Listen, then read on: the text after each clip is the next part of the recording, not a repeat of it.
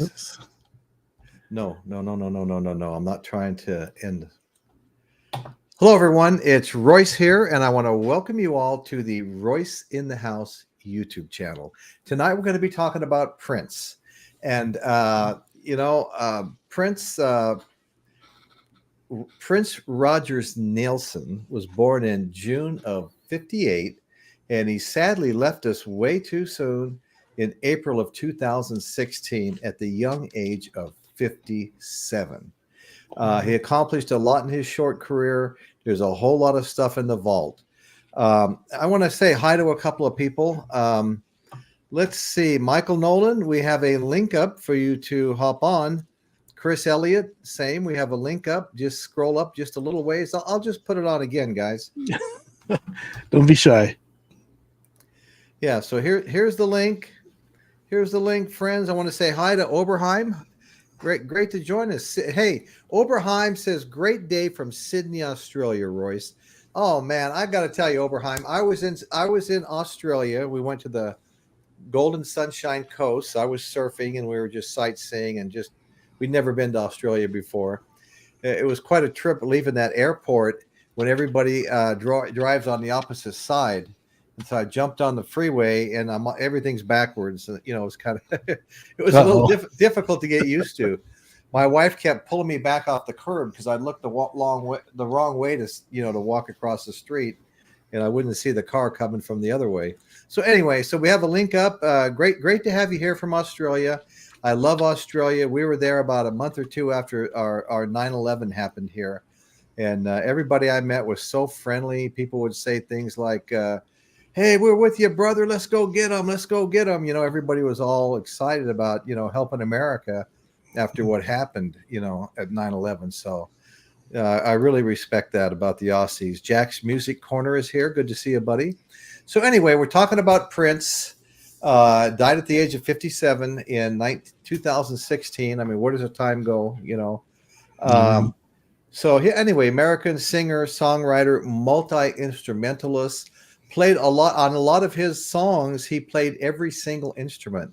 The guy could play almost anything. He was just amazingly talented. Okay. He was one of the most important artists of his entire generation.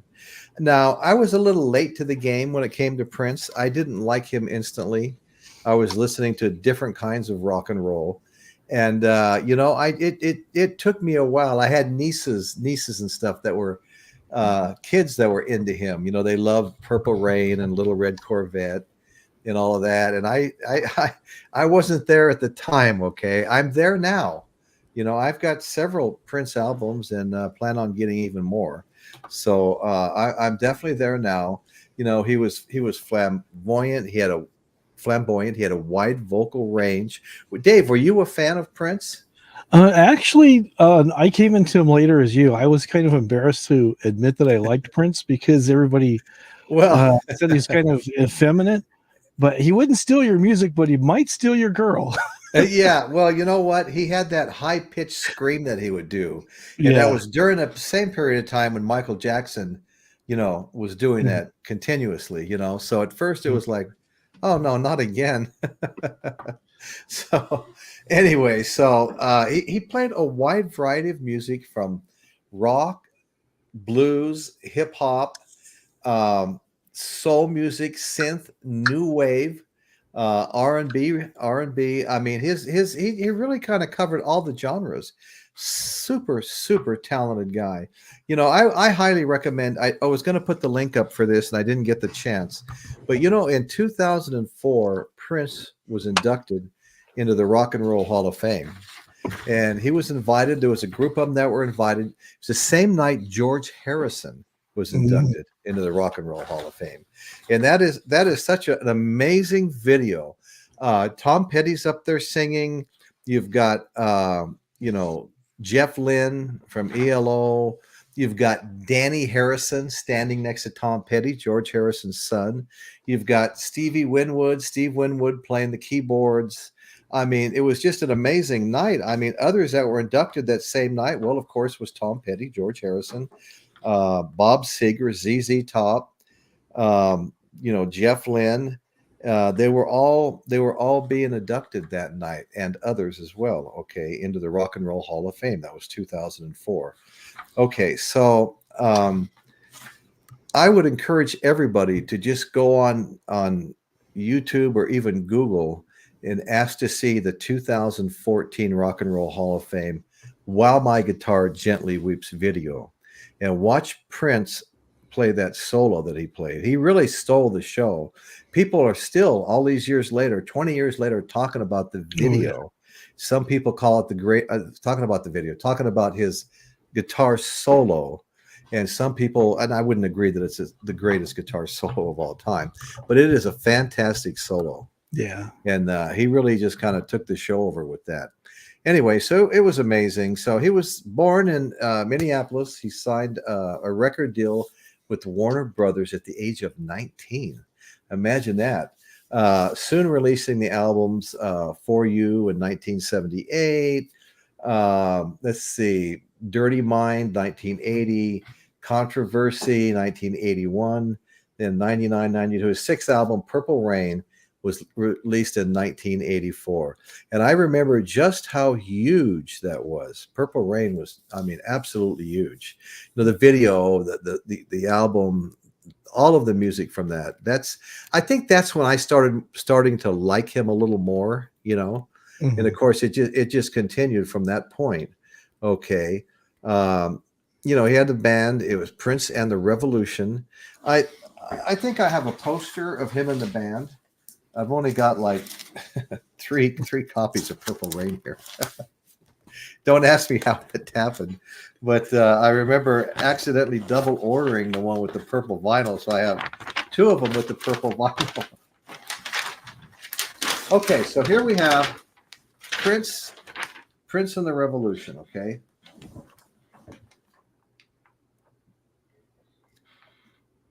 And that comes in the Purple Rain album. Do you have any Prince albums, Dave? The only one I have is the same one that you have. Okay. I actually got mine at Walmart. I was looking for it earlier today and I couldn't find it, and I was looking around. I put it in the wrong sleeve because I was listening to Malcolm McLaren Buffalo Gals at about the same time I slipped it in there, but I bought the picture disc. Oh yeah, you know, I always see that at Walmart, and I always say next time I see it, I'm just going to get it because I've got several picture discs. Yeah, it sounds good. So everybody's saying, "Oh, don't get the picture disc; it'll sound bad." But they do them a lot differently than they used to back in the day. Yeah, well, you know, I popped into, of course, as you know, Sir James's show. I was weed eating, and the deadline was June 1st, or the fire department starts sending out crews to do it for you and charging you 10 times what you'd pay if you were having someone else do it. But anyway, so I've been having to do a lot of extra weed eating in my free time. And so I sat down on the porch, you know, taking a 10-minute break, and I turned my phone on, and you guys were all on Sir James's channel. There you go. So how are your hands feeling today? My hands are sore. You know, and some of those areas where you weed eat, you're trying to get it down to the dirt, and then you're getting pelted with rocks the whole time you're doing it. Exactly. It's pretty brutal, actually. I mean, I've been doing it up here for like 30 years or more. Yeah. I live on 2 acres, and with the rains we've had in California the last couple of years, I mean, the weeds are like, you know, eye level, you know, thistles eye level, and the grass the same thing. And so, man, it's really easy to get things clogged up. But anyway, back to Prince. Okay, so a lot of he was a major commercial success. He had 6 consecutive months atop the Billboard 200. Now that's that chart. The soundtrack also won Purple Rain the Academy Award for the best original song score, which the movie grossed $70.3 million. Wow. And it was made with a budget of 7.2. I think that beats out Easy Rider, because they made that for a couple of million and made just, well, I don't know if they topped Easy Rider. Here we go. We have the one and only Michael the Bottom Line. Fastest growing YouTube channel I've ever seen in my entire life. Thanks for joining us. You're always, you know, you're part of the show always. I really appreciate you. Thank you, Royce. I appreciate that. Yeah, well, So what's the discussion? Something about Prince, huh? What do you guys covered so far? Well, we've covered. I've covered that infamous guitar solo he did on "My Guitar Gently Weeps" at the 2004 Rock and Roll Hall of Fame inductions, where he was inducted. Tom Petty was inducted. Behind him playing was Tom Petty and Danny Harrison, George Harrison's son.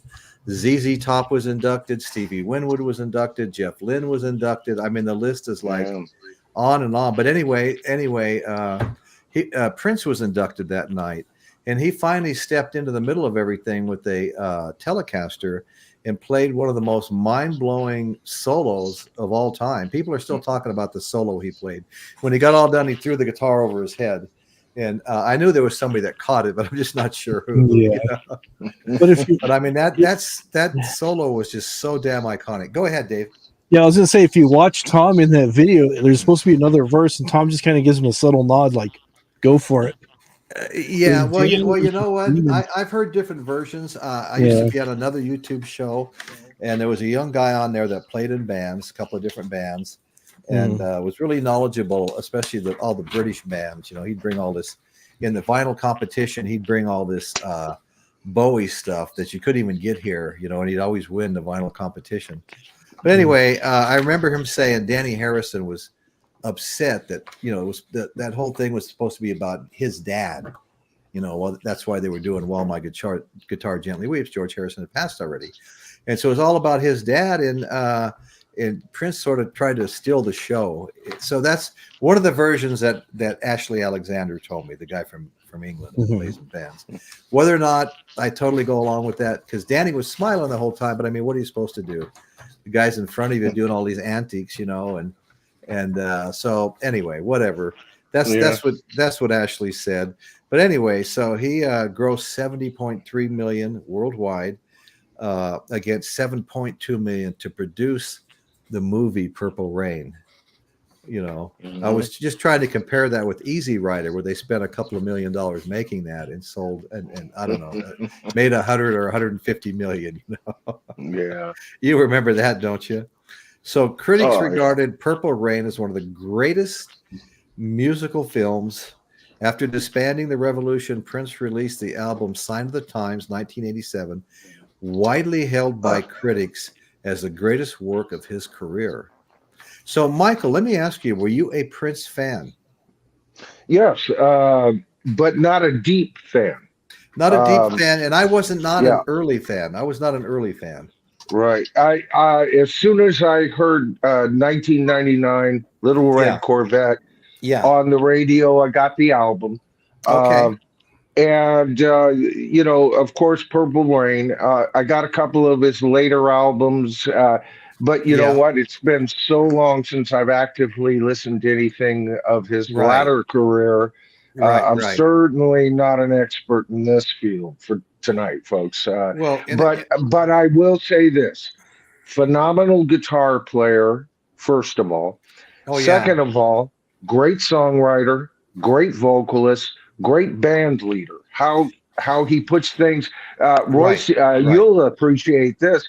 He was a major Jimi Hendrix fan himself, and he mixed his records to sound in the same way that he would imagine Jimmy mixing his records. He liked the way Jimmy mixed his records. And so he used that as a basic template when he would go in and record an album. As soon as I knew what you were going to be talking about tonight, I listened to Purple Rain again, and I listened for some of the mixes in there that would kind of fit that theory. Okay. I'll be damned, they're there. So listen to Electric Ladyland, and then listen to the Purple Rain album with headphones, folks. And I think you'll get a whole new appreciation for Prince, because he was a psychedelic trip, even in his mixing. You know? Right. And I agree. And with that kind of pedigree, you know, so I would consider him all in all He's one, he's not one of the greatest bands in rock and roll because he wasn't a band. He came along right around the time that Michael Jackson was eschewing from the five, the other four, actually. And both of them kind of landed on the scene. Michael Jackson more majestic because of the other four prior to his solo career. So he had a leg up right away. But if you're going to give it to any two single artists, remember, we've talked about this in the past. Rock and roll, the last great, classic rock album that almost everybody bought equally to Thriller was the Police Synchronicity album. And then from that point on, we still had, the Fab Five, those guys from England, Duran. We still had some pop bands, but it became, and primarily due to Michael Jackson and Prince, it became primarily a singles artist domain from that point on, leading into late 80s, possibly as late as the early 90s, right? So these guys, I'm not just a rock and roller. I love good pop. I've always said that on my channel. It's been a while since I've said that. But a great pop record. I love Andy Williams, dun dun dun dun dun dun dun dun, bum bum bum bum bum bum. That real jazzy kind of. I love great pop records. I love Marty Robbins, El Paso, a song that tells a story. I love Beat It by Michael Jackson, and I love When Doves Cry by Prince. And so there is a classic rock connection to both Jackson and Prince, but it's like they said, they called Michael Jackson the Prince of Pop. I guess that would make Prince the Duke of Pop, right? Or something. In many ways, he was on another level from Michael Jackson, but he was always in Michael Jackson's shadow, primarily to Michael Jackson's genius that doesn't get spoken of these days. And I think a lot of that could be attributed to is, I always listened to Led Zeppelin, 1 and 2, when Michael Jackson was singing ABC 1, 2, 3, and so I could not relate to that. I'll never forget. I was hitchhiking uptown. I don't know where my 3 cars and my Harley Davidson were. I was 18 years old. I was hitchhiking uptown to go find out where the party was. Hang out at the Polar Queen till we know. And a couple of my classmates picked me up, a couple of guys, and Michael Jackson was on ABC 1, 2, 3, and one of them looked at the other. I'm in the back seat and says, "About time Michael Jackson came out with a great song." And everyone was like, "Yeah," and I was like, I was proud to clawing the walls, wanting out of the car. I'm just kidding. Wow. It was a damn cold night. I was happy to have the ride, but so I was not a fan of Michael Jackson because he was just a little kid singing for his band for his brothers I hated and sisters. And I didn't appeal to me in the least. I was listening to Led Zeppelin, Black Sabbath, Right. So I came to appreciate him obviously much later. Some of the stuff you already mentioned, Bad, and the other one with all the makeup and the Halloween.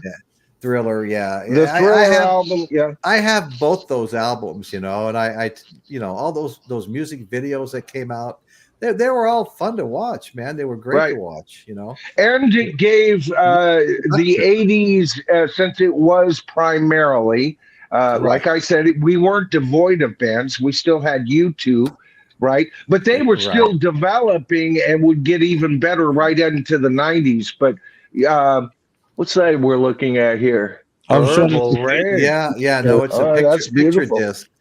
Yeah, that's available at Walmart. I've passed on it a bunch of times. It's still pretty cheap there. So, in fact, I saw it so many times I thought I owned it for a while, but I don't. But Royce, what I was going to say, it gave us a rivalry for the 80s. Since there were no bands to be rivaled, like the Beatles and Stones, we had Jackson versus Prince. And so that gave clout to both of them, if you think about it. And no, that's right. And Prince also had that high, shrill scream that Michael Jackson had.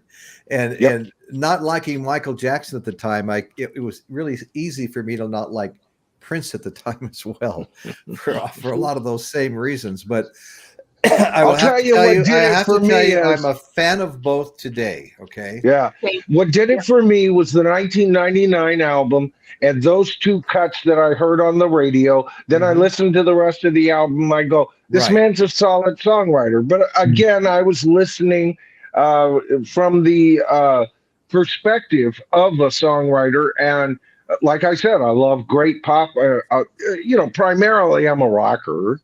Right. But, I'm not afraid to admit that I like a good pop song, Right. You know what?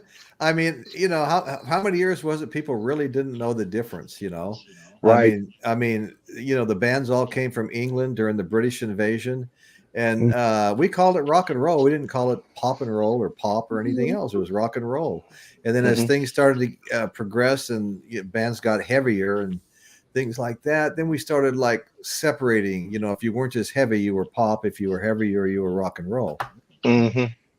Melissa, Boomer of the Night. I want to introduce the panel now. Next to me, I'm going to see if I can point the right direction. Next to me is Dave. I am Hop Frog, who has his own YouTube show.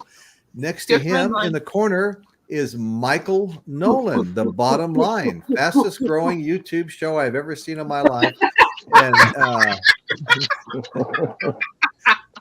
the reasons are obvious. Below him is our own Caitlin Stoddard. Caitlin's I don't know who she is. Oh, hi. Hello, be thy name. And next to her, below me, is Melissa, Boomer of the Night. And Melissa's got some great content out there. Check her out, Melissa, Boomer of the Night. She's done some fantastic stuff. Stuff you won't see anywhere. Some really deep dives into the Eric Claptons and into Leon Russell and some others. Yeah. And they're just amazing shows. You got to go see them. And here I come with more controversy. Michael Nolan. Yes, ma'am. Prince and Michael were both wonderful in their own rights. However, they were vastly different people. And I think what happened in the 80s is that the stupid industry did its thing and they put them up and they said, look, here are two competitors. Hey, Jeff, here are two competitors. Look, they're both Black musicians. However, Prince was a multi-instrumentalist. He released albums eventually in many different genres. He was an amazing guitar player and should be in the top 5 always. And Michael Jackson was an amazing performer. Dancer, he could produce. He could write. He could write a pop song like nobody's business. But very different. They just did very different things, Right. And while Prince was a performer too, he was a songwriter in many different genres. He could play so many different instruments. And how many proteges he had. He had Sheena Easton. He had Sinead O'Connor. He had. That's true. Yeah. So many let's talk about the guys, Des Dickerson and The Time, Morris Day and The Time. A lot of bands, Wendy Melvoin, and a lot of different artists came out from under his tutelage. Sheila E. Sheila E. was amazing. Yeah, there was a lot of attractive women came out from underneath his tutelage. Don't come in here, little girl, and try to talk to me like you know something, Michael. I mean, it's amazing how they were kind of pit against each other a little bit, and how they both left us way too soon. Okay. I really like Michael because he's. Well, I agree. Yeah. He always gives me that stern look, like he's gonna tap my. So what's funny? That's my game face, Melissa. In 1993, Prince changed his name from a name to a symbol.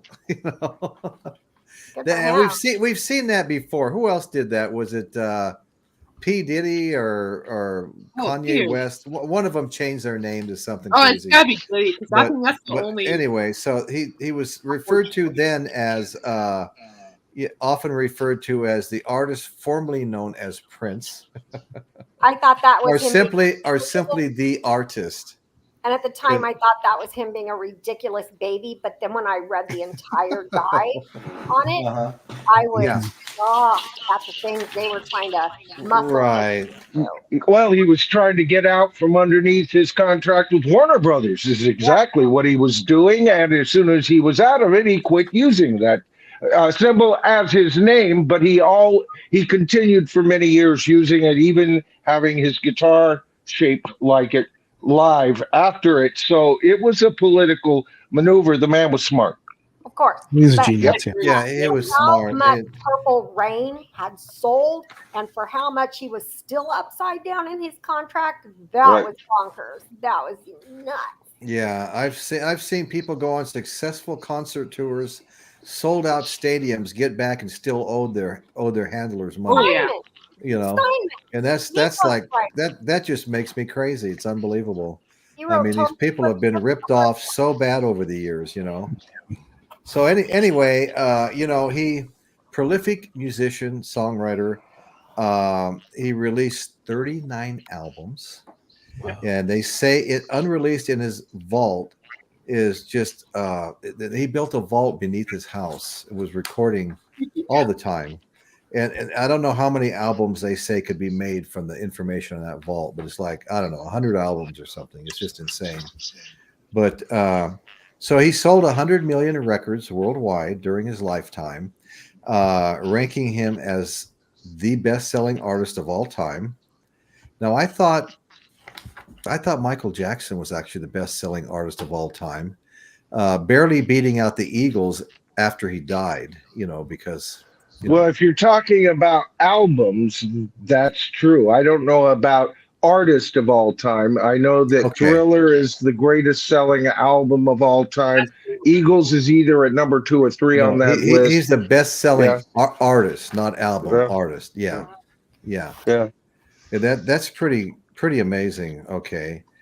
So a lot of his songs have been covered by other Nothing Compares to You by Sinead O'Connor.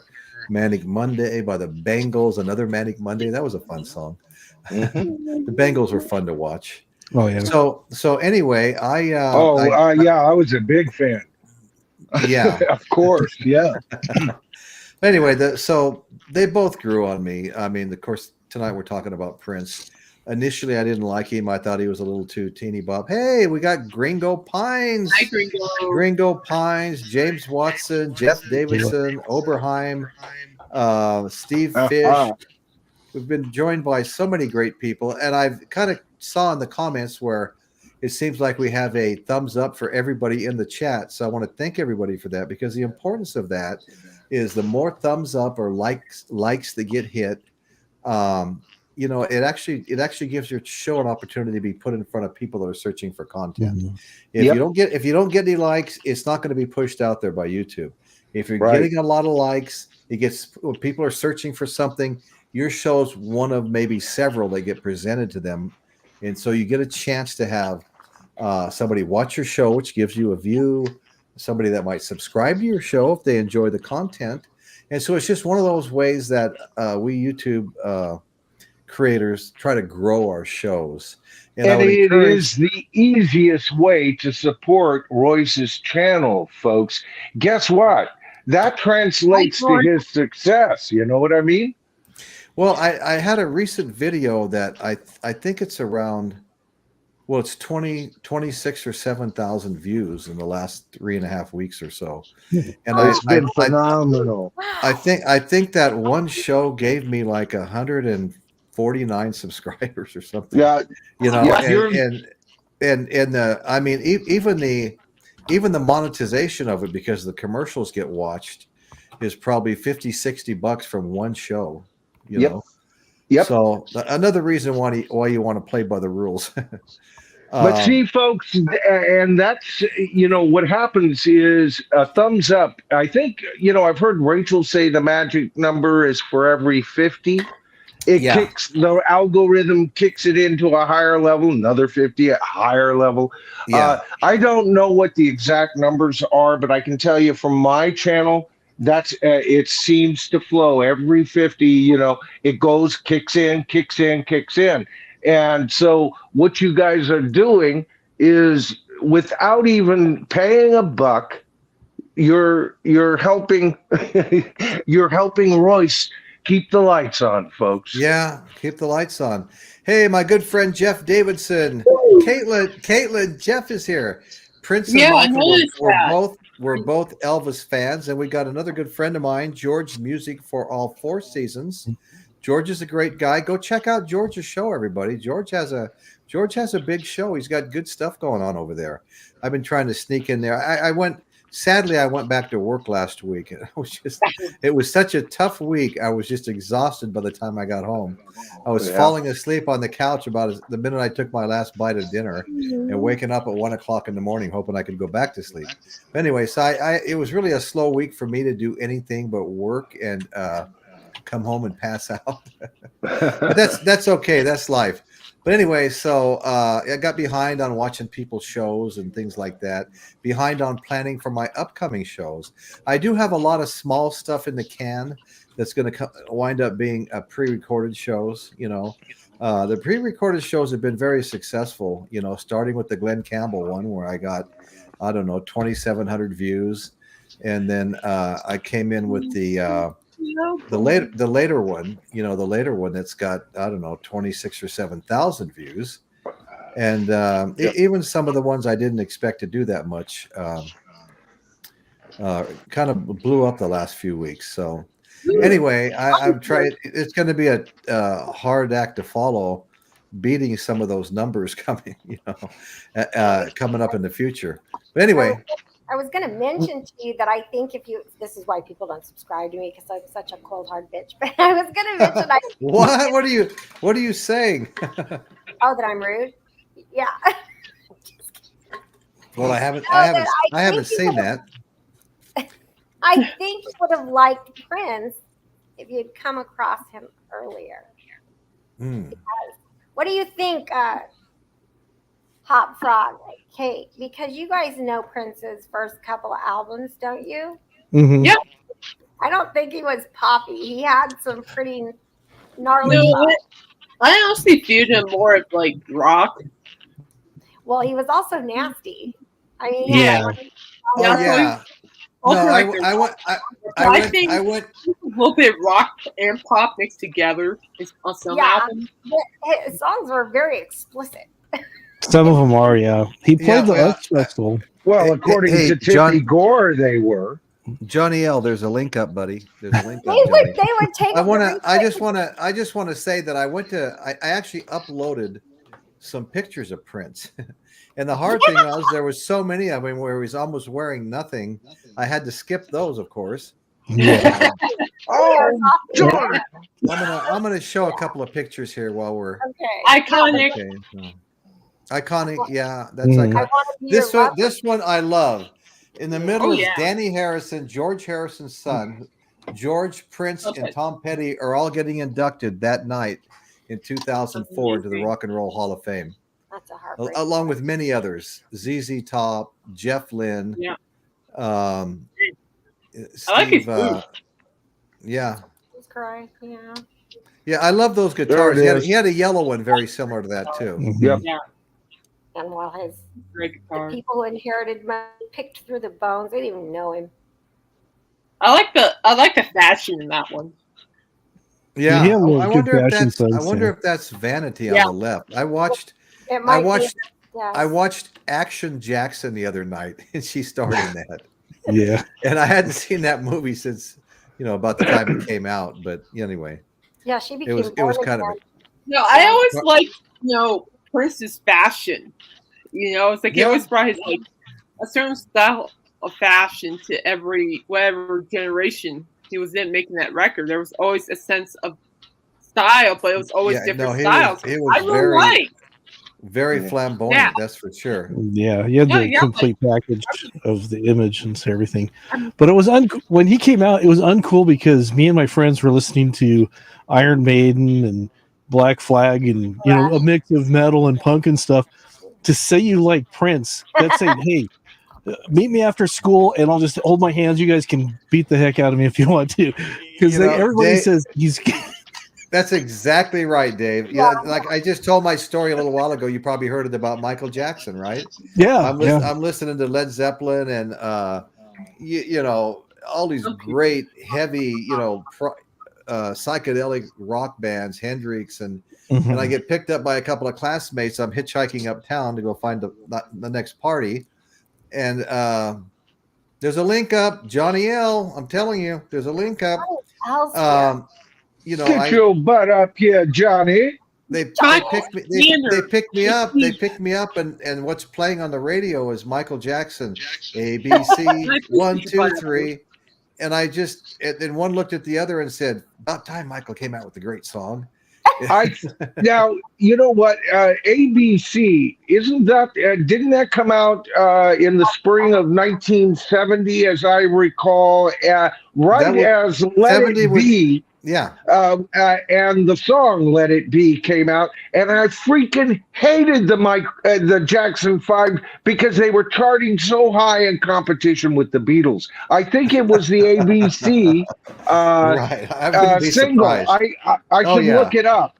Yeah. But I know that "Let It Be" came out in the spring as a single, as well as the album in 1970.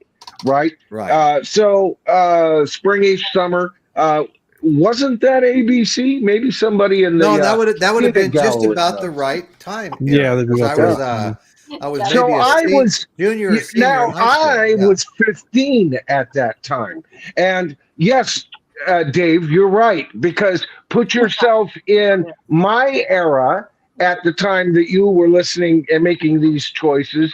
I would have been the guy that would have beat you after school for daring to like the Jackson 5. I was learning. I hated them. I hated them with a passion. They could do no right with me. Only Michael Jackson coming out of it and doing what he did later made me look back on their recordings, and now ABC as a single, a pop single, is just fine. Yeah. But I hated it when it came out. It was like, no. I felt that way about the Carpenters and ABBA, though. It took me forever to forgive them. Well, that's the same thing like James wrote in the chat about Duran Duran. As a guy, you were not allowed to like Duran Duran.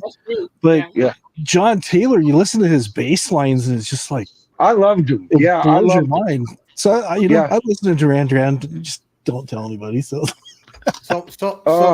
Michael, you hated the Jackson 5. So you must have been an Osmonds fan.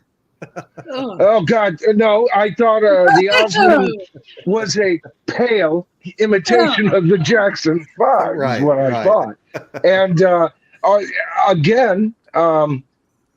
I like him as a person. I mean, as a performer, Donnie and Marie, the show, I'd check that out, and they were fine for variety. But the Osmonds were nothing but a variety family, Yeah. Well, you're right. Sonny and Cher was a much better show. Laugh-In was even better. Oh, Sonny and Cher was a great show. Love that show. I got you, babe. But anyway, so I'm sorry. Go ahead, Melissa. No, go on, Bryce. Oh no, I was just going to say at the time that Donnie and Marie came out, past the whole Osmond thing, just the two of them. My younger brother and his new wife had just an amazing duo. He played guitar and she played keyboards and sang. And I'm to this day, I don't know if I've heard a better female voice. I swear to God, she starts singing. You start looking around at the walls because it's like the music was coming out of everywhere. She had an incredible voice. And this guy named Forrest Duke, who worked for the Review Journal, and wrote up all the top acts. Now we're talking about Las Vegas. You know, Elvis is playing here, Frank Sinatra and the Rat Pack are over there. He wrote up my brother and his wife, the Eddings Duo, as a must-see act. Oh, that's and they were so good. And of course, my brother could always screw everything up that he touched, and he did. In fact, we drove back there to see him one time, and so here I am. I'm pulling up on Old Hickory Street, where I lived since I was 7 years old. Who's standing out in the middle of the street fighting? My younger brother, and the guy that was dating his wife, since he got caught screwing around with one of the cocktail girls in the club they were playing in.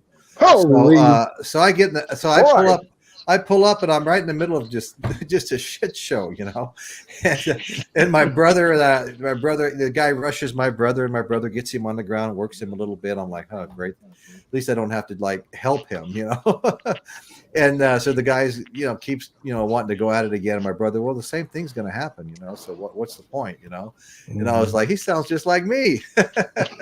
Anyway, so he took care of business, and so now here's where the story gets crazy. Okay, so fast forward 40 years. I'm sitting in my construction trailer in Guadalupe, California, west of Santa Maria, a mile from the ocean, a mile from where the Ten Commandments, the silent version, the earliest version, I think 27, Cecil B. DeMille made the silent version of the Ten Commandments. And they didn't want to haul the set away because they built 2-story structures. They had, you know, life-size sphinxes all out of stone and stuff. So they dug a big hole on the beach where I'd sneak down and go surfing while I was supposed to be working. They dug a big hole on the beach and buried all that stuff, you know. So I'm working out there, and to save money, this is a $15 million job. It's an 80-unit townhouse project, the 12,000 square foot community building, remote laundry rooms that had their own big plastic playgrounds with porches, so the parents could sit out on the porch and watch their kids while they're doing their laundry. Anyway, so we're out there, and it was an amazing project. And the company was trying to keep its liability insurance down, so they hired this firm out of Las Vegas. Here's where the story gets intertwined with what I was telling you about my brother being in the fight. This guy shows up, and he says, well, here's the way you have to flash your windows. Here's the way you have to flash your roof jacks. Here's, you know, this is just an extra layer of everything to keep from having leaks and, you know, things being turned into insurance companies.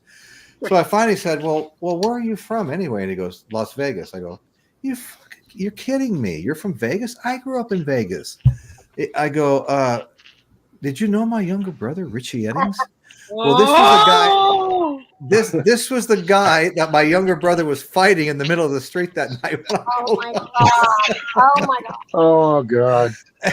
And he went on to tell me. He went on to tell me that he'd found the Lord and he was going to church, and he was a church leader, a youth leader, because he goes, man, you know that movie Casino? I go, yeah, I love that movie. He goes, that some of the things that happened, that were me and my friends, you know.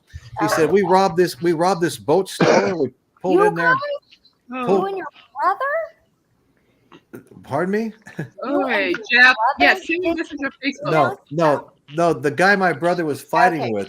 It was him and his friends had done all this. All this stuff. He said he knew some guys that got shot out in the desert and all this stuff. Anyway, let's get back to Prince. Well, no, that's just wild. Hey, Royce. Yes. I just wanted to let you know, if I get up occasionally, you know, just a reminder, I threw my back out about a couple of weeks ago. So you sitting in the chair.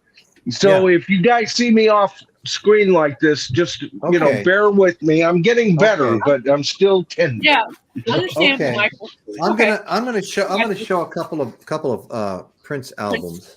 Yeah. This happens to be the one that I pulled the calendar. The one that I pulled the poster out of earlier was the one.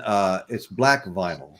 Somehow I wound up with 2 in purple vinyl, and they're also Purple Rain, the album Purple Rain. So I have 2 of these, 1 in black and 2 in purple. And so there's no need to open the second one, but there's some other kind of interesting stuff here. You know, he's got a lot of stuff come out posthumously. and there are some other things that I want to buy. So yeah, a lot of stuff is coming out primarily because I guess he had no children, and everything reverted to closest family members, and so money's being made, by those who inherited right now. Unfortunately, same with the Jimi Hendrix family, of course. Yeah. Right, but Prince didn't so grow up. this one with the white border is the black vinyl. Yep, I have that one. The purple.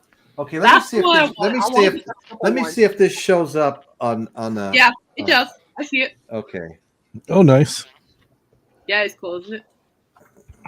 Well, that's worth the price of the album all by itself. No, I'm just kidding. That was cool. Anyway, let's take a look at this. And once again, different album, purple vinyl again. They were pretty big on the purple vinyl. Now I have one more that I want to show, and that'll conclude my Prince collection. That's pretty cool. Pretty cool sleeves, though. There's that symbol. That was his name for a while. That very symbol. That's a cool one. Yeah. Okay. Now I'm going to pull this next one out because I love the way the vinyl looks. To be honest with you, and this is. Do you know Prince actually hated his name, and when he was a kid, he insisted people call him Skipper. His father gave him his name after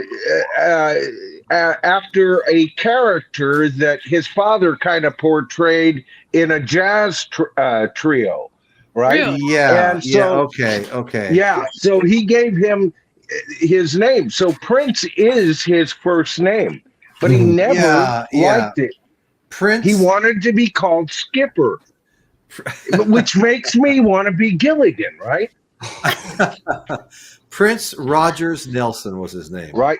Yeah, and it was the Prince Rogers trio that his mother was in along with his father, and it was just a stage name for his father. Yeah. Well, Groovy Lisa just joined us, and she loves the song Raspberry Beret. Oh, yeah. That was a pretty cool song, I thought. Oh, that's one of his best. I agree. So this is my last album, and it is the Hits 1, so it's kind of a greatest hits compilation. So what's really cool about it, other than the fact that there's good songs on here, a lot of his top stuff. Let's see. Raspberry Beret. Oh, yeah. Michael, that sounded so weird. All right, so here's what the back of the cover looks like, and it's got some great songs. When doves cry. I'll skip around one of here. His posthumous releases. Let's Go Crazy, 1999. Nothing compares to you. Sign of the Times, Diamonds and Pearls, Pink Cashmere. But what we have here is some really good looking vinyl. Okay. Can I ask you a question? The sleeves are always a little upscale here, slick material, and but what I like on this one is the creamy white vinyl. Ooh, nice.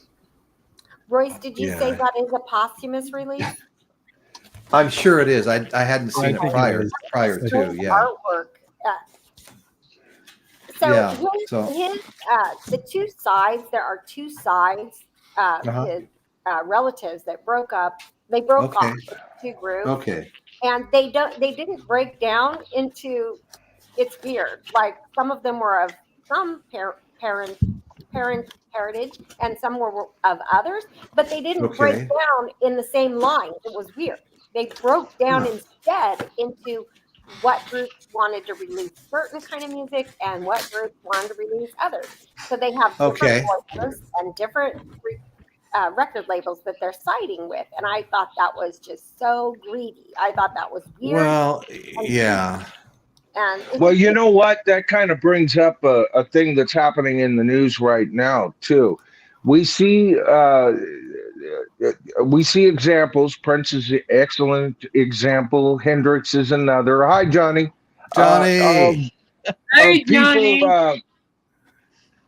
people, you know, kind of running rampant with the release of posthumous material. And yet, yes. And I've always traditionally been in favor of the family inheriting that, but most families these days don't have, you know, the same moral structure. I think that I look back on that once existed in this country. Now, that's my own personal opinion. You don't have to go or anything like that. But now in the news, we have, and I've always been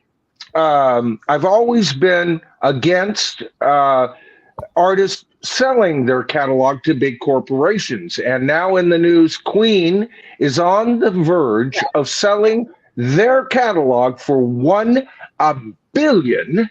Billion with a B dollars. Twice as much as what Bruce Springsteen got, over three times what Kiss got.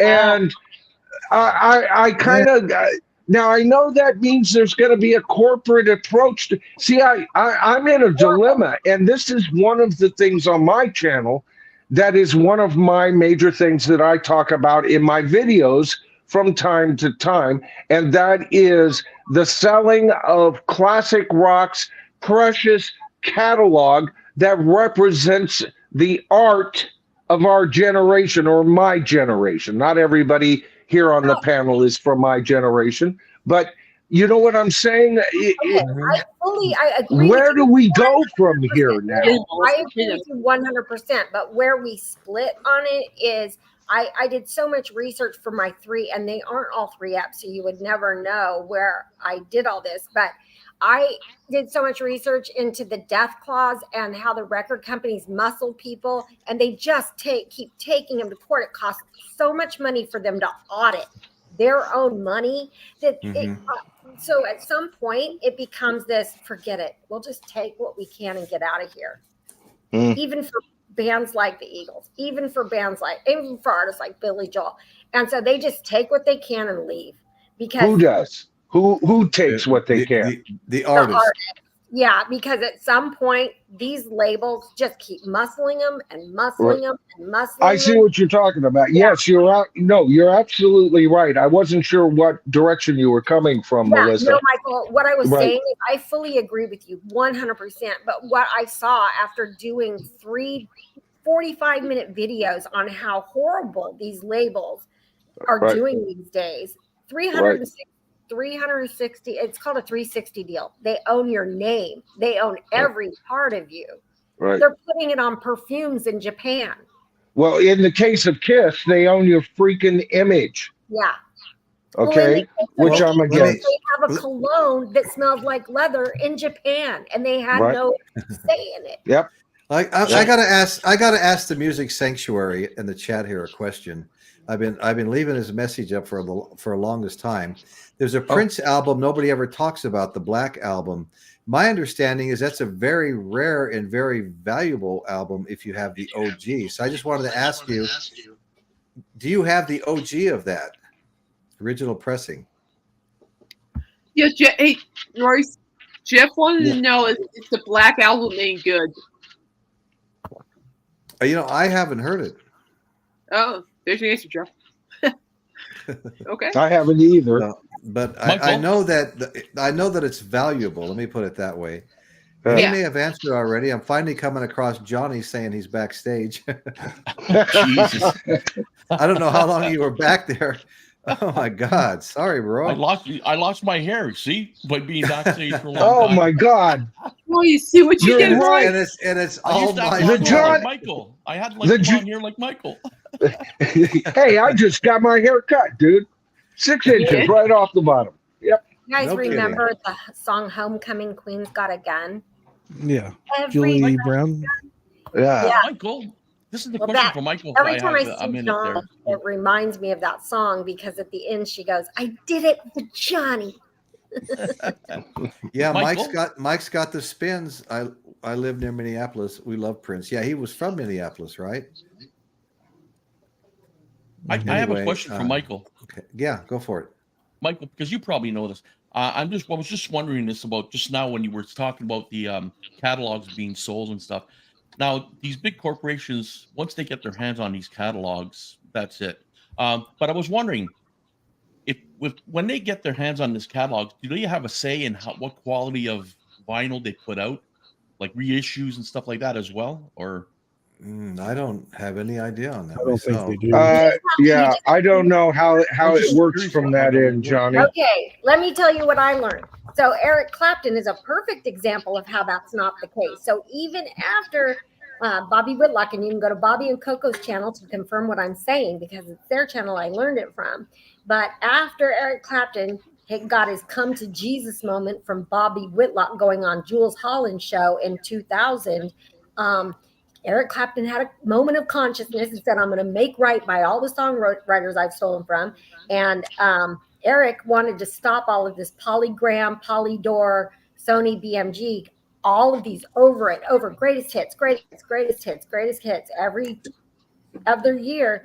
And he couldn't. He could no longer do it because he had sold the rights to other people's songs that he had slapped his name on. See, the reason why I was asking about the quality, because it seems that like lots of times the quality of when they're cutting the or making the vinyl, the records, then they reissue them and all that, sometimes the quality isn't as good as the OG, right? And and I was just wondering whether that has something to do with maybe some corporations taking over all the rights, everything from the artist, right? And then they end up like starting to tinkle around with the quality of the pressing of the vinyl, this and that. See, I haven't been back into vinyl long enough, Johnny, to really give you an informed answer on that. You might ask that of Rachel and her crew over there one day if they've experienced that in connection with what we're talking about tonight. But the CD wars is an excellent example of things getting out of control, physical media suffering. So is it possible? Well, what I'm wondering, you just said somebody paid $1 billion for somebody's catalog, and there's several Sony is evidently offering Queen $1 billion for, and if anybody that is alive now as a sort of kind of band right now who could command that, can you imagine the power of owning "We Will Rock You"? Well, can you imagine? No, think about what that song and how that song can be sold, Royce, if you own every day that song alone. Okay. What do you think you can make on Bohemian Rhapsody? No, I know, but where I was going with this is, I find it interesting that some of these big companies are betting on the future of classic rock. Well, that's already been established. No, I know, but I don't see the people that are buying these catalogs yet making any money on them. I don't see them as part of commercials. Film, television, and sporting events. Michael was right. It's film, television, video games, and sporting events. Yeah, I agree. Right. Well, I know the Beatles, the Rolling Stones, Start Me Up played at every NFL game for years. Yeah. And we are the champions. So I've seen that before, but we're seeing people spend hundreds of millions, now $1 billion. I'm not seeing that kind of commercialization out there where these guys are making money on it. But you think they're looking in the future? Way in the future? Well, they have to be. That's what I said. Right? It looks like they're betting long term on why would they spend popularity. Why would they spend that kind of money if they didn't know what was going to happen? Easy. I got the answer. Because classic rock that I feel exists from the magic year. I'm going to choose a year, so don't be offended. From 1964 until the year 2000, ruled this planet for half a century, Johnny. And now you got to think of future centuries. These companies are self-motivated to continue and exist long after you and I are dust in the ground. So think about if corporations existed back in 17 whatever, right after Mozart died, and what they could do with that little catalog. Okay, they don't want it slipped into the public domain as far as they can do it, because it is an established art form, just like impressionistic painting from another century. It's that precious. It's that, and it sells that much. It's home. It's a home baked meal of whatever meat, whatever potato or turnip or whatever you want to put on your home meal and just gobble up. That's fucking rock and roll. Sure, but once again, I'm not debating any of that. What I'm saying is all you have to do is turn on TikTok. They they license all those songs, and then, for example, Fleetwood Mac's, which one was it, Dave? What song was the Fleetwood Mac song they had on TikTok forever? They duetted. Don't watch TikTok. I know. I don't remember. Communist bastards. It was the skateboarding one, the skateboarding where they actually had McFleetwood and he was skateboarding. Anyway, they even had McFleetwood up there. They had Stevie Nicks doing it. If you can get a celebrity doing a 70s song, the song by Journey, dun, dun, dun, dun, dun, dun, they don't stop believing. They are putting money in the bank that way. Get it on TikTok, get it on YouTube. Something goes viral, Instagram. YouTube's really not the place, though. They license this stuff constantly. Well, that's exactly been my point all night, Melissa, is that they see the worth of this, and a corporation has tentacles that no human family can have. And so they're not going to lose a precious dime on this deal. They're going to make 10 times. They're going to make 10 billion off of that eventually, and they know it. Right. Yep. Yeah, I said I don't disagree with you. Okay, cool. Well, maybe in some cases there'll be some poetic justice here, and all these artists that got ripped off are going to live to see the day when the people that paid all this money didn't get their money back. Well, we got our heroes like John Fogerty, who stuck to his guns and's got control of his own music. It'll be very interesting to follow what he does with it and what's going on with that. I would love to see it, that catalog, because there's $1 billion catalog. Eventually it'll be worth that, if not today. I'm just wondering, I would like to see it go into loving hands, and a foundation set up with a board of family and all of that. Wouldn't that be wonderful? I mean, it's going to make them millions upon millions and millions of dollars in the future. Why don't you, carry on the name of the person and their history and their and the heritage that they leave with reverence. That's the problem I have with corporate ownership. And yet at the same time, greedy little families right now are screwing up my mythical the way I want it to be. So, because they're just, give me. Oh, you greasy people, go away. The comment that Royce just had up there about I want to know who the artist, Okay, so I happen to know, and I can't say which song, blah, blah, blah, but I happen to know that one of Billy Joel's signature songs was not written by him. But if you buy the sheet music, it says it was, Ghostwriters happen all the time in rap.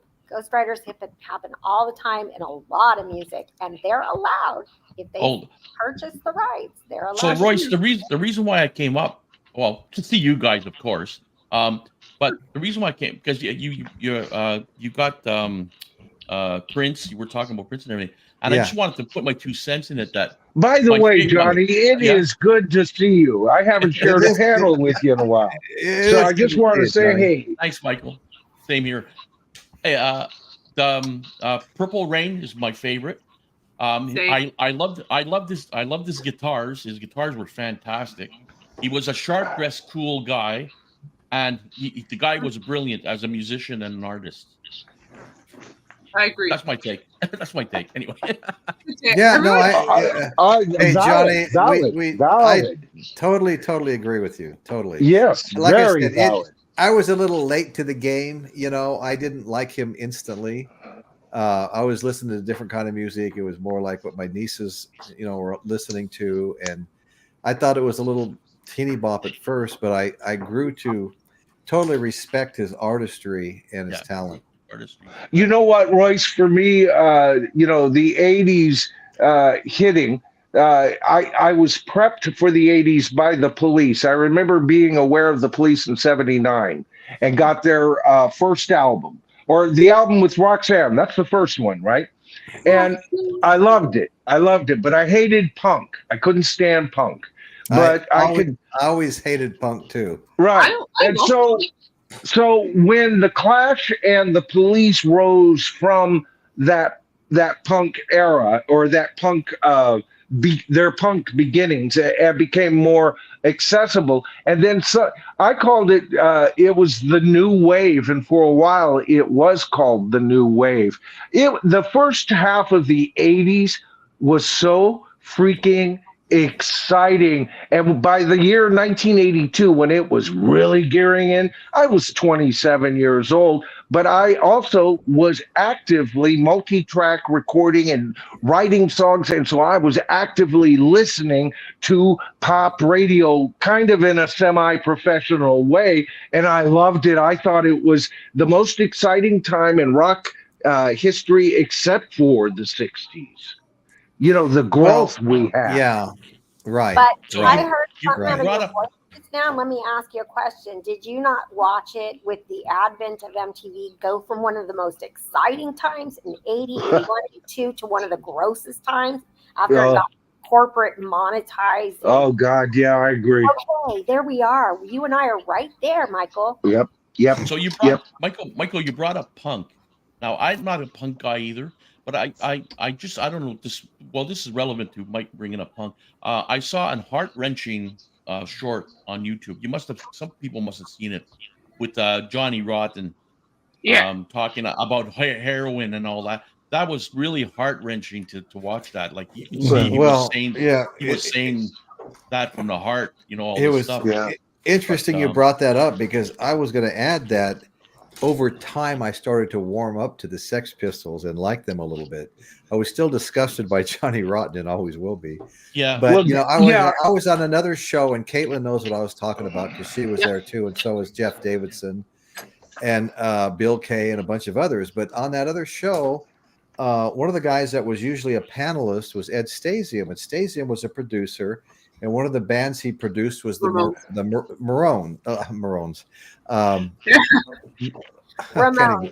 Ramones. Thank you, not the Maroons. Morons, but yeah, the Ramones. So anyway, I never liked that music, so I tried three times to get through a 2 or 2.5 minute song, because their songs were short. And I always had to leave. I never finished the song because I just didn't like them. But I love punk, especially the Ramones. Holy cow. It's just when Johnny Rotten, because I'm not, like I said, I'm not into punk and all that stuff, but the way he said it, and the way he talked about the heroin addiction, and then then he said, you know, the way he said, "I miss my friends," you know, just the way he said it. And I do want to clarify. I did want to clarify, because Johnny, you were asking me, you know, in connection with punk, and you know, I said I didn't care for punk. If you have ever watched, if you go back far enough on my channel, I did a whole series of videos dealing with punk was necessary. Okay. It was absolutely necessary for the change. Sometimes the best way to construct is to deconstruct. And so for that alone, punk was not only necessary, but essential. And out of it grew a lot of great stuff. To this day, I don't like punk music. Okay. Well, it went back and got very raw. And I never really got into it, but I agree with you 100% that it was necessary because of the direction that music was going in. It needed to come back to just good hard driving rock and roll. Another story I wanted to tell you, and Caitlin knows what I'm talking about. we probably have a mutual dislike. An ex relative of mine was living with Dee Dee Ramone of the Ramones, and he was my relative was offered a job in Alice Cooper's band because his good friend Ryan Roxie was guitar player, and they were gonna, he was gonna go along as the bass player, but he was really tight with Dee Dee Ramone. They were living together. And he turned down the Alice Cooper job, and Ryan Roxie's been there ever since, to go with Dee Dee Ramone. And right before I think the day before they were supposed to leave, Dee Dee Ramone overdosed on heroin. And so he lost out on the Alice Cooper opportunity, and certainly lost out on the Dee Dee Ramone opportunity. He did get to go tour with Gilby Clarke in South and Central America, because Gilby Clarke had been once Izzy Stradlin left, Guns N' Roses was one guitar player short. And so they hired Gilby Clarke, who was a great guitar player. In fact, I've got his cases that the amplifiers and stuff, they have Gilby written on them down in my storage shed, because my relative, my son-in-law actually, couldn't take it with him. He was completely out of storage. So anyway, I agree with Lisa's comment. When Doves Cry would be my favorite Prince cut too. I like that song absolutely too. I transcendent song. I agree. Lisa, absolutely. That is a good song. Yeah. Hey, we've been joined by our buddy Eric Schultz. How you doing, man? Everyone, it's time for everyone. Brother Eric. Thank you. Everybody click on the thumbs up button and get me out in front of those people. Yeah. I think that. Thank you, Eric. Good to see you, man. The New York punk scene was the one that was infused with H, and if the people ended up meeting up with the London punk scene, it wasn't so infused with that drug. The West Coast hardcore scene was not infused with that one at all. In fact, it was more popping amphetamines and then turning to other amphetamines. But it's a very regional, and then it goes genre by genre, what their DOC is, their drug choice. Not saying that any of them are okay, but back in you guys' day, it was all you're ahead, and you'd have to buy a lid for it to do anything. And things have become so dangerous, Not to say it didn't start in the 70s. I agree. I was going to say, I agree with Eric's last comment that you had up there, Royce, that the police came out of punk, but of course they developed into something more than that. And of course they did. Much more. Yeah. Oh, and part of that was because Sting's jazz background, his songwriting sensibilities, and then the absolute genius of his two partners, who would not be pigeonholed, but Andy Summers was quite older than the other two. And I think he was, if there was anybody in that band, was the traditional, here's some 60s flavor to the guitar playing, with the crazy, insane drumming, underrated drummer for the Police. Yes. I mean, he's amazing. Yes. Okay, so Sting couldn't tame that, but he insisted his jazz infusion be. See, it was a happy freaking accident. So Eric, great call. Great call. Yeah, Mike's got the spins brought up. Got a question or not a question, but a statement up. I agree with him 100%. Ryan Roxie is as fluid as a guitar player as I've ever watched. I saw Alice Cooper right here locally at Vina Robles Amphitheater 2 years ago, and I know Ryan Roxie, so I was on his side and we were down close. And oh man, I tell you, I think that guy is. Every time I see him, I didn't think it was possible he could be even better, but he just continues to be better. He's just so fluid. I mean, his fingers are like lightning. Well, I think it's like I see Alice twice. I'm gonna see him again in August, 2 months, and it's. I mean, Ryan, Chuck, Nita, and Tommy all together. Yeah. Sounds so much stronger each time I see him. I'm like, They just they all and you know, hey, yeah, Royce, Caitlin, how many times on this channel have I said right here on your show, the savior of rock and roll will be what? Blues? Yes. How many times have I said it? Slash, in a recent interview over his excellent album, an excellent video on that can be found right here on Royce in the House, by the way. He was interviewed on it, and he says that rock and roll's gotten rather bland, and that the real interesting crap that's happening out there. See, I avoided the SH word there, Johnny. How'd you like that? Anyway, he sees the real vibrancy as happening in the blues field, and then he connected that with a resurgence in rock and roll, hinting at that and everything. So I thought that was interesting. All right, I absolutely love that album too. After your video, I watched. I gave it a listen. It's great. Yeah, you're right. Yeah, I had listened to a couple of the songs already, because they were coming out one by one. But I ordered my album. They were saying you had to buy it at slashonline.com. Well, I went there and it was $29, and I go. Betty goes, "Why don't you try Amazon Prime?" So I went to Amazon Prime. It was $4 cheaper, $24 free shipping. I ordered it on Saturday. I had it on Monday. Oh wow, quick! Yeah, well, they have warehouses where they stage stuff. So I've ordered stuff on Amazon Prime before and got it the same day, free shipping. Wow! I downloaded Chrissy Hines' autobiography for free off Amazon Prime. Yeah, it is literally changing everything I ever thought about her. And the Pretenders, and I mean, I'm only in chapter 7 now, but I was shocked. Her whole entire way of thinking was shaped before she was even 10. Oh wow! Yeah, so wait till I come out with it, but I put it on pause until I finished the book. But the details. Yeah, you guys are gonna love it. You guys are gonna love it. She's just brilliant. And that album, doesn't everybody own that? Don't you guys own that? Which album? The Pretenders' debut album. Yeah. Great. Oh no. Yeah, it came out and bought it. Yeah, sure. Mm-hmm. Yeah, I just want to comment to Mike. Mike's got the spins that I met Ryan Roxy through my my son-in-law.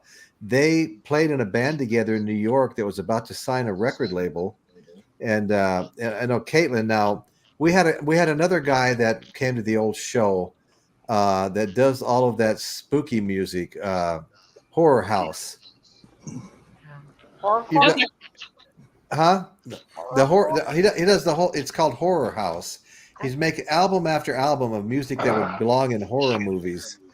Well, anyway, you'd know him. For some reason, I can't think of his name. I can't remember the name. Scott. The name was Scott. Whoa!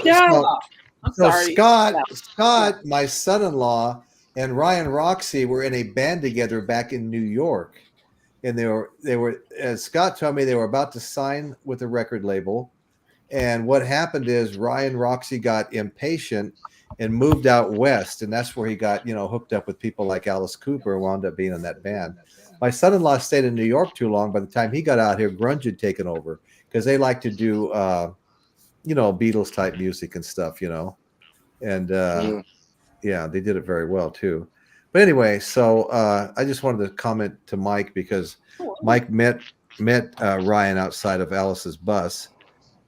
He sold me his solo record and autographed it for me. How nice! No, Ryan's a super nice guy. Yeah, I first met Ryan Roxy when my daughter opened a clothing store here in Atascadero. And she was going down there to the buyer's market every weekend in LA to buy stuff. And she met all these guys. And she hired Ryan Roxy's own band to come up and play at her grand opening of her clothing store. Wow. Yeah. All right. Michael, James, that's not funny, James. James. Wait, what about football, too? I can't. No, I don't want to hear it. No, I don't want to hear it. Michael, you brought up the blues. You brought up blues? Yeah. Oh, there you go. Oh, baby, yeah. There you go. Yeah, I've seen him in concert twice, BB King. Live at the live in Japan. Oh, wow. Nice. You know, BB King, he's like the Ringo Starr of guitar players. He seems simple, and there's not a riff that he's ever played I couldn't do just watching him and just do it again, right? It's his feel, it's his delivery, it's his approach. You know, I heard on maybe it was even on Rachel's that somebody bringing up the fact that he didn't play guitar while he sang. Yeah, Rob the Wax brought that up. Right. That was, you know, that was part of what I guess I loved about him was here's me singing, here's me playing. But his feel on guitar, the way he would bend a note, how long he would take that stretch, that bend to reach the top end was just slightly different than your average blues player, and he's a vastly underrated guitar player in my opinion. He definitely has the vibrato when he had yes. that on the neck, and he used to go like this. Yes, exactly. Nobody can replicate exactly. That. Nobody right. can Listen to any of the Tedeschi Trucks Allman. It's the second generation of the Allman Brothers, all the kids, but they're breathtaking. They're in their 40s now. I know, it's not scary. They're so good, you guys. You have to listen to them. They're the prodigies. They are the prodigies of all the Allman Brothers members. Dickie Betts' kids, Dwayne Allman's kids, Oakley's kids, Barry Oakley's kids. They're all up there doing it together. They call themselves. Then they need to call themselves the Allman family, and not the Allman Brothers, because the Allman Brothers are dead, and it's done, and they shouldn't be out there doing that shit. I'm just dead set against it. Okay, Michael, they call themselves the Tedeschi Trucks Band. Oh, okay, great. Good. Oh yeah. See, I haven't kept up. I lost interest as soon as Greg passed away. Warren Haynes leaving the fold. I love Warren. I really love him. But, that whole branch, the whole younger, I was never interested. They played a supportive role. As long as Greg was still around, I was interested. And when the final brother died, that's it. They're gone. I know, but know who had been playing almost as long as Warren Haynes was Dickie Betts' son on guitar, and he's insanely good. I'm not cutting anybody down for what they did. It's just to me, Warren Haynes is a bit of a superstar guitarist. I would place Warren Haynes in my top 20. Okay, yeah, of great guitar players. Easily. BB King plays with them all of the time. Yeah. BB King plays side by side with these guys. Like they tour together all of the time. That's why I brought them up. Yeah. Now, who is the incredible slide player right now? I saw him and BB King and another Gary guitar. Clark. Say it again. Gary Clark Jr. No, that's not the name. No. I love him though. I thought it was more of the Trucks band you were talking about. Yes, it very well could be because Derek Trucks. Yes. Derek Trucks. Is that what you said? Is that what you said, Melissa? Yes, several times. Oh, okay. I didn't hear for whatever reason. I didn't hear you right. Yeah. No, he was insane.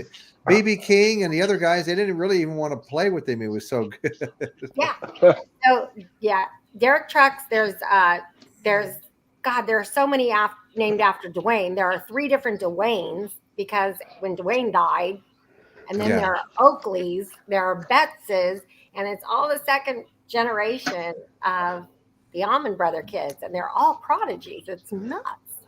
That is. So Royce, yes. Okay, so I never had this one before, and I have quite a few. About 4 Led Zeppelin. Eric brought up Led Zeppelin about blues, and I got this one, the Honey Drippers. I always wanted this one. Yeah. Oh God, that's a great album. Great album. Young Boy Blues and Sea of Love and everything. Sea of Love, yeah. I didn't pay much for it, really. I paid maybe, I think it was $8 or something. Really Yeah, Johnny, I have that album too. I bought it maybe Great 3 album. months ago, and it was a similar price too. Yeah. Great. That's one of those albums I bought the second. I was at the front door of the record shop waiting for it, man. Love that album. Yeah, Robert Plant has a great bluesy voice. Absolutely. Yeah. Great Oh yeah, he has my a great favorite, voice. my favorite singer of all time. Oh, by the way, that 45 that I had for Sugarloaf, the one that I videotaped. Yeah. I picked up a 45 Green Eyed Lady. Oh, good. Hey, Johnny, you really, I was thinking about you just the other day based on our conversation in your comments over there on your excellent channel. And I did want to say something to you. You've gotta, if there's an album, I know those are the only two cuts you like, but I had written you back in response to your answer to me, and I suggested still go for that album, and I'll tell you why. First of all, Green Eyed Lady is one of those singles that I hold up there with When Doves Cry, Beat It by Michael Jackson, as being a perfect single, okay? But the album version of Green Eyed Lady is so much better and longer and worth the if you hated every other song except for those two cuts, you'll love the album because you'll never get the full experience of Green Eyed Lady like you can with that wonderful, wonderful album. I love that album. Sugarloaf hit it right on that nail right on the head with that album. I love that single the second it came out, and I like Don't Call Us. Oh yeah, but I thought that I think Don't Call Us. That was the second single, as I recall, and I remember it's good, but not quite as good as Green Eyed Lady, which has got to be one of those most beautiful songs. About this mythical song, I mean, as a man listening to that song, you get this picture of the woman he's talking about the whole time. She's not only green-eyed, but she's an ocean lady. What's the true color of the ocean? It's not blue, it's green. There's a water theme to this. Then listen to the keyboards around that song, and you'll get the full experience. Yes. And what does that represent? And it's a wonderful trip. If you haven't heard the album cut, go out and get that and listen to it on Spotify if they've got it. Or I know they have it on iTunes, or did back then. A few months ago. Yeah, check that out. Yeah. It's, worth the listen, Michael, brother. Yeah. Since you are on that similar topic, and I've got to get out of here and leave you guys to it, but you were talking about Suno the other day, and I was going, it's just a kiddie app. Kids just play with it. It's no big deal. And I've probably written 20 novelty songs on it just because there's a group of us doing goofy songs right now. And then I did something because I thought, I'll try to take it seriously based on the things you were saying, right? You ordered a Beatles song, huh? No, I wrote my own song. I wrote my own song, and it changed the whole freaking meaning of it. And that was scary. I mean, it wrote the second verse. Yeah. It changed the meaning. See? You know what Melissa's talking about, Royce, is I just did a video on Suno, which has now got $125 million investment behind it. You put in a few phrases and it writes a song for you. I see this as dangerous. I see this is the AI. I call it Big Brother in the video, and I'm against it. AI works well as a slave, and we should never emancipate this slave class. Okay. So Michael, you're saying is you put just a few notes and it just plays. It makes the no. You don't even have to put in. No, you don't have. All you have to do is type in. I gave an example. Write a Beatles song that includes a Beatles-style song that includes the horrible conditions in the world today and why I will never see you again. Voila, the damn thing will spit it out. It has access to drums, guitars, and its whole algorithm is based on freaking rock and roll. Bon Jovi, REM, and other artists have written an open letter against it, saying that it's been trained up using their not only their style, their progressions, but their guitar playing and everything. It's Napster all over. Watch out, people. I see more Milli Vanillis in our future. Anybody that doesn't want to put in the work to do the song, they'll use that. They'll use that and just 30 songs in probably 3-4 days. Oh yeah, okay. And they're horrible, but they were a joke. I was making fun of some people, and we were goofing on one another. But then I told my husband, you can write some lyrics too. It only gives you so many characters, but I wrote the first verse and the chorus to a song for my husband, and I just said female R&B. It switched it to country, but it gave me a female country song. Yeah, Michael, you may be onto something here. Yeah, I think I agree. I agree with you actually. Yeah, that's totally, AI is dangerous. Because people aren't going to be artists aren't going to be putting in the work like they normally used to do. They're going to just type in a few things and then it's not going to be opinion, right? Well, here's what I said in that video, Johnny. I said, here's where it really gets down to, okay, is that human creativity must always remain a human domain, is in my opinion, all right? And that AI, like it is used as a dumbed down version of intelligence, like go find that Paul McCartney bass line, isolate it from the rest of them, and place it onto track 2. Then go get those guitars that George and John are jangling around, separate them, put them on tracks 3 and 4. Okay? That kind of AI. See, I'm not anti-technology, folks. I run my studio on technology. We're using amazing technology right now. I love moving forward, but the human genome, I get what you mean. the human touch cannot be allowed to enter. And this is part of my problem with the dial-up writing, the dial-up effects, the dial-up freaking instrumentation that rap and hip hop are famous for. They're destroying human creativity. Bullshit. Bullshit. Bullshit. Okay. I definitely agree. I definitely agree with that. Oh yeah, I 100%. Oh yeah, you make it. Yeah, I don't agree never with that at all. Not on my freaking watch. Not on my channel. And I bring this out all of the time. This is dangerous. This isn't even just dangerous for fans of rock and roll or music. This is dangerous to the human condition. Yes. Listen, I'm not Michael, talking about that. I'm talking about the other thing you said. Michael, it's not only, you're right, it's not only dangerous for music in general.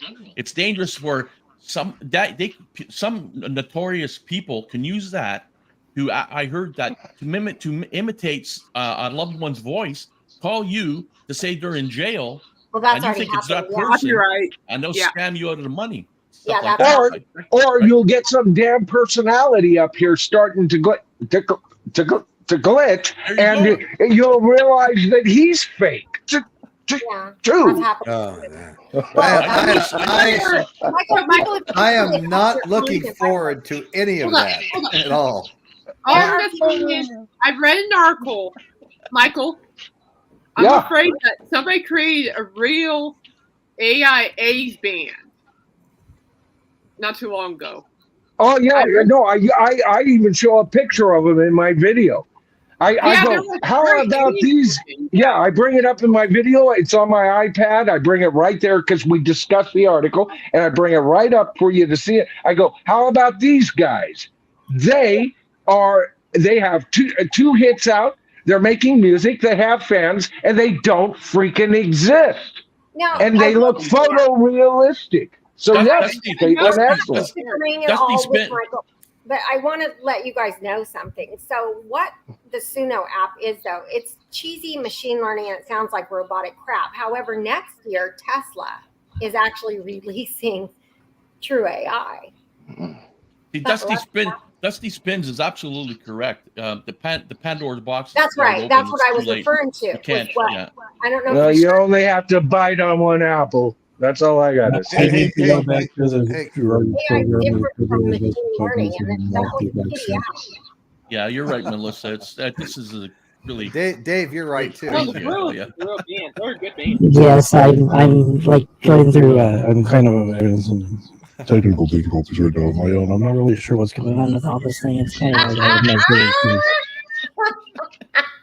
Well, that's not right. Because the rest of us are talking like that too.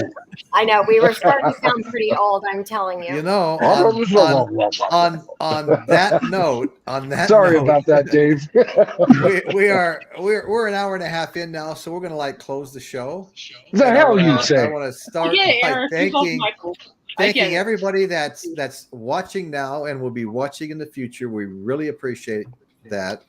And if you like what you see, don't be afraid to hit that subscribe button. We really appreciate that. Doesn't cost anything, just helps the channel to continue growing. And I want to thank everybody that joined me up here. I'm going to zigzag this. Johnny L, nice Dave, I am Hop Frog. Nice to see you. Kate, Caitlin's Magical Corner. Ending up with Michael Nolan, the bottom line. Oh, thank you all so much for joining me. I'm looking forward to Michael's video recap. And again, everybody in the chat, thanks so much. If you're a non-subscriber, please consider hitting the subscribe button. Definitely hit the like button. And that's what's going on in Royce's world today. Thank you all so much for joining me. Thanks. Signing off. See ya.